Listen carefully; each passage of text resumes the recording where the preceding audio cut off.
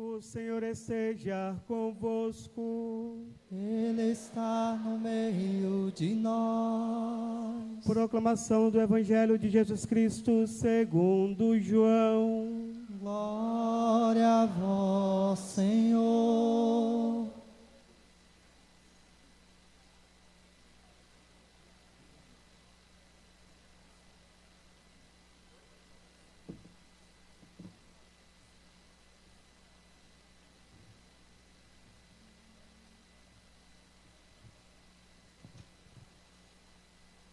Naquele tempo, disse Jesus: em verdade, eu vos digo, quem não entra no redil das ovelhas pela porta, mas sobe por outro lugar, é ladrão e assaltante. Quem entra pela porta é o pastor das ovelhas. A esse o porteiro abre e as ovelhas escutam a sua voz. Ele chama as ovelhas pelo nome e as conduz para fora. E depois de fazer sair todas as que são suas, caminha à sua frente, e as ovelhas o seguem, porque conhecem a sua voz. Mas não seguem o estranho, antes foge dele, porque não conhecem a voz dos estranhos. Jesus contou-lhes esta parábola, mas eles não entenderam o que ele queria dizer. Então Jesus continuou: em verdade vos digo, eu sou a porta das ovelhas. Todos aqueles que vieram antes de mim são ladrões e assaltantes, mas as ovelhas não o escutaram. Eu sou a porta, quem entrar por mim será salvo, entrará e sairá e encontrará pastagem. O ladrão só vem para roubar, matar e destruir. Eu vim para que tenham vida e a tenham em abundância. Palavra da salvação. Glória a vós, Senhor.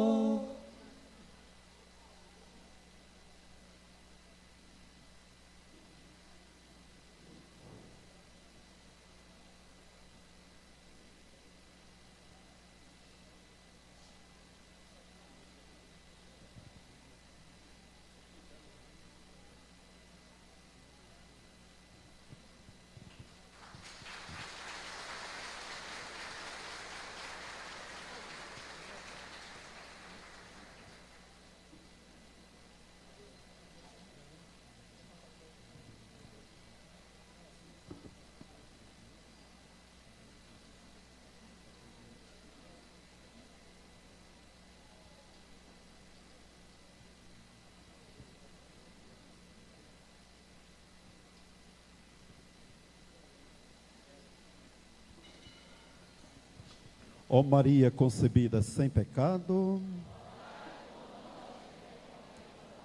Nossa Senhora da Conceição do Morro, agradeço imensamente a Deus a oportunidade de estar aqui, nesta festa do Morro, neste ano do nosso jubileu, da encarnação do Verbo, nosso Senhor Jesus Cristo, que estamos indo para os últimos dias deste tempo jubilar, convocados como fomos pelo Papa Francisco, de saudosa memória. Agradeço também aos meus irmãos redentoristas, a pessoa do Padre Hermes, desta comunidade redentorista do Morro, o convite para voltar aqui neste ano, para rezar com vocês nesta noite, que é a 8ª do novenário de Nossa Senhora da Conceição. O ano passado estive aqui como bispo diocesano de Campo Maior, no Piauí. Este ano, pelo Papa Francisco, transferido para a Diocese de Cajazeiras, na Paraíba. E daqui, de onde estou, do Morro da Conceição, Santuário de Nossa Senhora, eu abraço a todos os diocesanos de Cajazeiras, aos presbíteros, religiosos, religiosas, evangelizadores, nas paróquias que também celebramos este título mariano, Nossa Senhora da Conceição. Pela esperança, somos promotores da vida em abundância. E rezamos neste novenário, com o olhar voltado à Imaculada, reacendemos a chama da esperança. Queridos irmãos e irmãs, nesta peregrinação jubilar, com o olhar voltado à Imaculada, reacendemos a chama da esperança, pois fomos convocados pelo saudoso Papa Francisco como igreja peregrina neste ano santo, para que pudéssemos contemplar os mistérios da misericordiosa presença do Senhor em nossa vida. E Deus deseja, como está no Evangelho lido hoje, João 10:10, vida abundante e vida plena para todos. A festa do Morro da Conceição se insere nas celebrações do jubileu. Celebrar o jubileu é passar pela porta que é Cristo, quando afirma ser porta de salvação para as ovelhas. Daí, celebrar o jubileu como peregrinos de esperança. Por isso, meus irmãos e minhas irmãs, neste ano nós somos convidados e ainda estamos jubilando para desejar verdadeiramente a nossa conversão e a nossa santidade. E que isso se manifesta também na ação sacramental da igreja. Por isso que nas festas aos padroeiros e padroeiras, os nossos confessionários, santuários do perdão e da misericórdia, são lugares cheios de fiéis, um por um, para receber a graça da misericórdia e neste tempo favorável, neste ano jubilar 2025. E também, meus irmãos, celebrar jubileu na oração e na caridade, pois tanto a oração quanto a caridade restauram almas, pois quando assim a vida é renovada, seja a vida de quem reza, seja a vida de quem é alcançado pela caridade do nosso coração. Um tempo que nos proporciona celebrar a paz com Deus, na conversão do coração e no perdão sacramental. A paz com o mundo, superando a cultura da indiferença e da intolerância, que espalha uma lógica de guerra e desilusão. A paz com a igreja. Cada católico é convidado a assumir a sua fé, tanto como peregrino de esperança, quanto promotor da vida e da paz. No Evangelho de hoje, nós recordamos tudo isso. Nas palavras do Papa Francisco, jubileu é entrelaçamento de esperança e paciência, que mostra que a vida cristã é um caminho que também precisa de momentos fortes para nutrir e robustecer a esperança que nós carregamos. E a esperança, disse o Papa Francisco, é companheira indispensável que permite vislumbrar a meta. E a meta do nosso peregrinar é esta: Jesus Cristo, nosso Senhor. Meus irmãos e minhas irmãs, a vida também pode ser definida como um olhar para diversas direções. Pela esperança, somos promotores da vida em abundância. Com o olhar voltado à Imaculada, reacendemos a chama da esperança. Eu gostaria de propor que olhássemos o mundo a partir do olhar de Maria, da direção do olhar de Maria. Meus irmãos e minhas irmãs, o olhar de Maria, primeiro, um olhar para as surpresas de Deus. Assim se deu na visita do arcanjo Gabriel e na eleição de Maria, mãe do Salvador. No início, o olhar de Maria, um olhar de espanto. Maria Santíssima indaga ao arcanjo como acontecerá a graça da encarnação do Verbo em seu seio virginal. E de pronto, ela escuta do arcanjo: para Deus, nada é impossível. Do olhar de surpresa para a conformação à vontade do Senhor. Por isso, Isabel, quando saúda Maria, vai dizer: bendita aquela que acreditou. Meus irmãos e minhas irmãs, inspirados pela atitude de Maria ao visitar Isabel, ao estar presente na paixão de Cristo, nós devemos apoiar todas as iniciativas eclesiais e sociais que promovem a vida, que defendem a vida. E a Igreja Católica tem, você bem conhece, um leque de pastorais sociais. São pastorais de fronteiras, junto dos corações mais sofredores. Por isso, meus irmãos e minhas irmãs, o olhar de Maria nos ajuda, sem dúvida nenhuma, a que olhemos também para os nossos irmãos necessitados e necessitadas. Primeiro de uma palavra, depois da nossa presença e depois do alcance da nossa caridade. Contemplemos também o olhar de Maria no silêncio, diante das surpresas da vida. Realizou-se a profecia, disse Simeão no templo de Jerusalém, tendo a profetisa Ana como testemunha. Maria Santíssima é na boca de Simeão, a mulher marcada pela dor da espada, trespassada em seu coração de mãe. Na cena do templo, há uma clara antecipação da hora da cruz. É a mãe das dores, que guardava tudo no coração. No tempo de Deus, queridos irmãos e irmãs, nós compreenderemos tudo, inclusive a nossa dor e a dor dos nossos irmãos. Isso não pode colocar o cristão no estágio de entrega e desistência.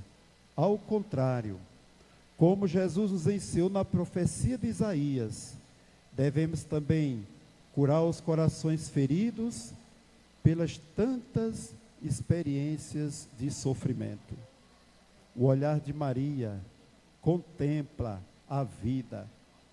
O olhar de Maria pergunta no silêncio.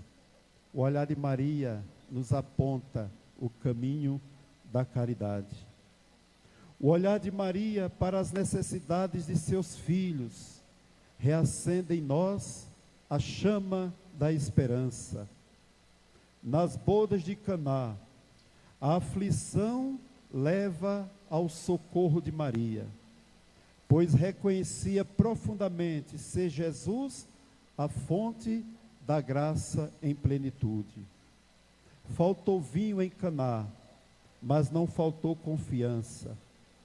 Também em Caná, Maria apressadamente se coloca pronta para servir. Fazei tudo o que ele vos disser.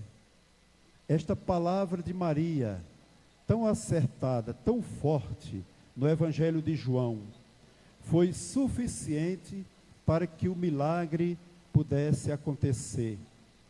E o milagre aqui, que merece consideração maior, é reconhecer Jesus como dom de plenitude. Ele pode realizar. Então, o olhar de Maria para as necessidades em Caná da Galileia desperta a nossa sensibilidade diante do sofrimento dos nossos irmãos e irmãs.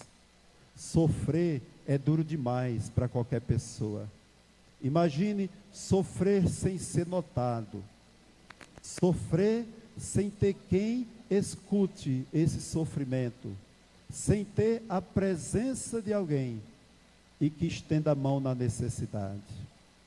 Por isso, Maria, muito sensível, com o seu olhar de mãe, recorre a Jesus em Caná e nos ensina também que nós devemos, cada vez mais, numa sociedade marcada pela cultura da indiferença, pedirmos a graça da sensibilidade, para que ninguém no nosso lado padeça do sofrimento silencioso, sem que ninguém interceda, se coloque a serviço e faça pela oração e pela caridade o milagre acontecer. É muito forte a presença de Maria no episódio das bodas de Caná. Ela foi a primeira que notou a falta de vinho, um sinal de uma necessidade social e de um constrangimento iminente. Esse olhar de mãe não se distrai com as aparências, mas foca no que é fundamental para a dignidade e bem-estar das pessoas. Atenta às nossas necessidades. O olhar de Maria é daquela que nos guia e que nos acompanha pelos caminhos da vida, principalmente pelos caminhos mais difíceis da vida da gente. Meus irmãos e minhas irmãs, o olhar de Maria diante do crucificado. Este é um capítulo, é uma página muito importante na espiritualidade de Afonso, na espiritualidade nossa dos redentoristas. O olhar de Maria diante do crucificado. Um olhar de humana dor e também de divina esperança. Maria sabia, a cruz não é o fim. No Calvário, assim como em Caná da Galileia, a cruz é seta que indica a fonte da graça. Do coração de Jesus, tendo Maria como testemunha, jorra a graça sacramental do batismo e da Eucaristia. O Cristo, que nos dá a identidade de Filho de Deus, também nos oferece o pão que nos alimenta. Maria Santíssima está colocada divinamente neste mistério de amor. Por isso, aos pés da cruz, ela escuta: Mãe, eis aí teu filho. E hoje, Maria continua escutando: Mãe, eis aí teus filhos. Santo Afonso de Ligório, rezando, podemos dizer, o olhar de Maria diante do crucificado, escreveu que no alto do Calvário são encontrados dois altares, um altar no corpo de Jesus e o outro altar no coração de Maria. Caso tirássemos o Cristo, desapareceria Maria. Estando Cristo, está ao seu lado Maria, a mãe do belo amor, que com o seu olhar nos acompanha. É muito interessante o santuário de Nossa Senhora da Conceição. Jesus Cristo está aqui. Na revitalização do santuário, depois do acontecido ano passado, o sacrário voltou ao centro desta igreja. Mas Jesus entende muito bem, quando se entra neste santuário, o nosso olhar de filho, de filha, de peregrino, de peregrina, de necessitado, encontra o olhar de Maria. Foi assim, meus irmãos e minhas irmãs, na manjedoura, foi assim em Caná, foi assim em Pentecostes, foi assim também na cruz. O olhar de Maria nos alcançava, para que, encontrando o olhar de Maria, pudéssemos ouvir dela aquilo que em Caná da Galileia tão santamente está dito, aqui já dito e que eu repito: olhai para Jesus e fazei tudo o que ele vos disser. Quantas graças foram alcançadas aqui, numa troca de olhares, da Mãe do Céu e do Filho e Filha devoto. Quantos olhares se perderam aqui, em meio às lágrimas e aos sofrimentos da vida, mas que neste lugar santo foram reencontrados esses olhares, ao encontrar o olhar da Mãe do Céu. Meus irmãos e minhas irmãs, nesta catequese simples sobre o olhar de Maria, contemplamos também o olhar da discípula de Jesus. Lá em Pentecostes, ela estava, quando a igreja era confirmada na paz, no sopro do Espírito e no envio missionário. A esperança não decepciona, como estamos rezando neste jubileu. O olhar de Maria é segurança para a igreja em travessia constante. Encontrar o olhar de Maria é renovar a esperança de vida em plenitude. No Morro da Conceição, o olhar de Maria nos recorda que somos promotores da vida em abundância. E aqui, neste santuário, na história da Arquidiocese de Olinda e Recife, da Igreja do Nordeste, quanta vida promovida, quanta dignidade reconquistada, quanta profecia. A profecia, nesta igreja regional, encontrou colo aqui no santuário de Nossa Senhora da Conceição, aqui neste morro.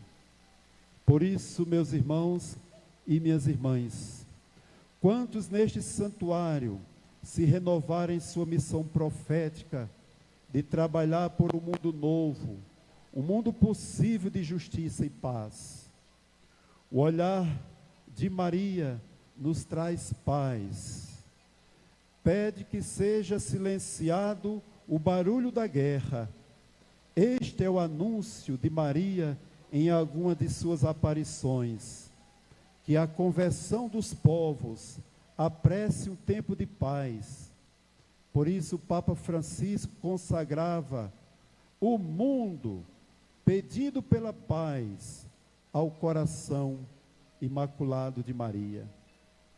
O olhar de Maria, finalmente, pede dignidade para seus filhos desempregados, doentes e desassistidos, bem como consolo e esperança para os idosos solitários numa cultura digital e na invisibilidade resultante de uma cultura de indiferença. O olhar de Maria nos pede, como igreja, atitudes concretas em defesa da vida, o apoio decisivo às pastorais de fronteiras. E aqui, meu coração pede que cite as pastorais, algumas pastorais de fronteiras, a quem eu reverencio e peço que não abandone os seus postos de missão, embora essas pastorais hoje atravessem tempos desafiantes. A pastoral da criança, a pastoral da pessoa idosa, a pastoral carcerária, a pastoral da saúde, cujo lema está na noite de hoje: promotores da vida em abundância. O olhar de Maria é um convite à igreja e às suas pastorais sociais, para que vejam o mundo com compaixão e atuem de forma eficaz no alívio do sofrimento e na promoção da justiça social. A centralidade de Maria, como Mãe de Deus, reforça o valor sagrado de toda a vida humana, desde a concepção, o que é um pilar da doutrina social da Igreja e das pastorais, que atuam na defesa dos direitos humanos e da vida. Meus irmãos, minhas irmãs, o olhar de Maria nos acompanha, nos alcança e nos consola. E que também o nosso olhar de peregrinos de esperança alcance os nossos irmãos que sofrem. E que, com voz profética, a Igreja e a Igreja do Brasil apoie incessantemente essas pastorais, dentre elas a pastoral da criança na sua missão profética de defesa da vida. Que assim seja. Amém.